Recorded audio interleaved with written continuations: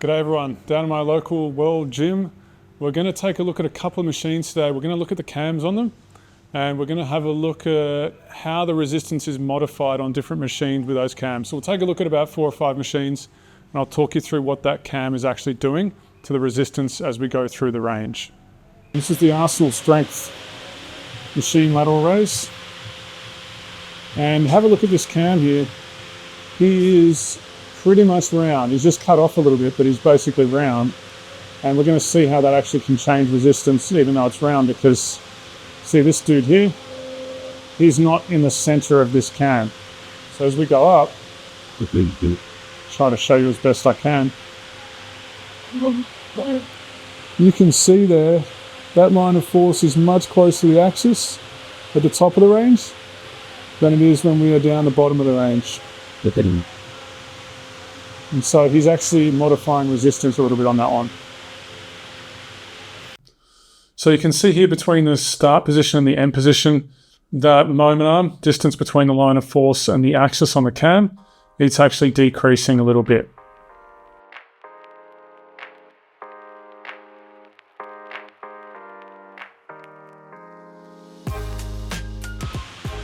Next up, we've got this matrix crunch. Oh, sorry, it's a hammer strength crunch. You can see this cam here, nice looking shape. He's like an egg-shaped cam.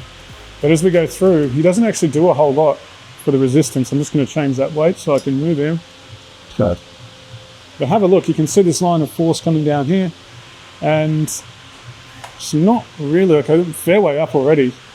You have to get a long way up before it actually starts to impact. And I don't think anyone's getting that high on this piece. So this cam is essentially doing pretty much jack all for the resistance profile and changing the resistance on this machine, this hammer strength crunch. Alright, we got the hammer strength bicep curl machine. Let's take a look at this cam here. You can see him right there in red, interesting looking shape. Let's take a look, I'll put it down to 0. I'll move through the range and see what's going on here. So, got to look at it from here. I'm at the start right now. Yeah. I move through. Pretty hard, pretty big distance there. Still pretty big distance. And I'm now essentially at the top of the range. So I really, that cam has provided a tiny, it's a little bit less here, probably greatest here, where I'm about that point. And then as we go through, he drops off a bit actually at the end. Is it enough? From my experience using it, not really. And so let's have another look. There. And he drops off, but you're probably not even going to get that high on this one as you go through the range. So it is modifying resistance a little bit, but not hugely. So you can see here the difference in the moment arms at the start, middle and end of the range. And as you can see, there's not a huge difference between start and finish. So the cam really isn't having a huge impact on changing the resistance on this machine. All right, let's take a look at this hammer strength pec fly rear delt flyer, the cam on him. So he's up the top here. It's going to be pretty hard to see, but we'll take a bit of a look. Hopefully you can see that. And let's take a look as we do this fly. What's going to happen?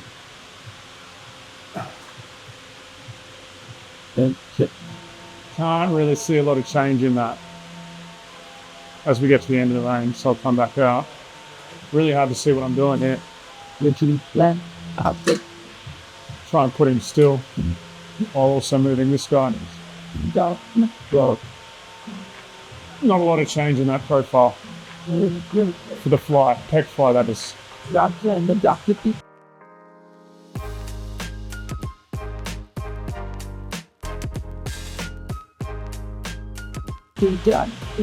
Alright, let's take a look at this dude for rear delt flies now and see what difference it makes here. So, get a look at that cam. We're going through the range right now. No change to here. So if I go through this further, you start to get it a little bit all the way here. So it takes a long way, and you're not going to get back that far if you're doing it in a traditional manner. You could do it with one arm, and you might get some changes, but otherwise, no.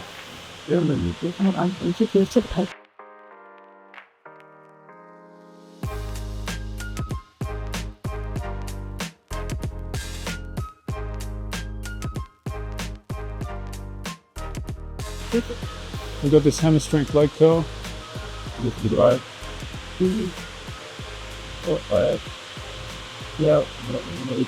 Let's take a look at the cam on this dude. He's over here, we might not be able to see him very well. So, start of the range right now as we go up. It's not going to be able to see it very well at all. We've got to get under here.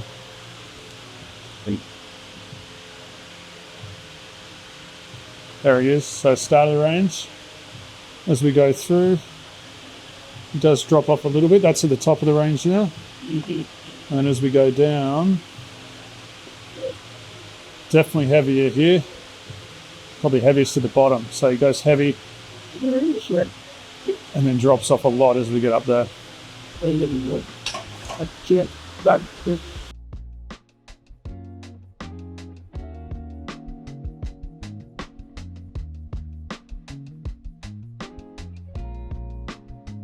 That's it for the video, guys. Obviously, there's a lot more to analysing resistance than just the cams, and sometimes the cam alone is not enough to understand what's actually happening in the machine, so always more to check out. If you've got any thoughts or comments or questions, chuck them below, and I'll get back to you really soon on those.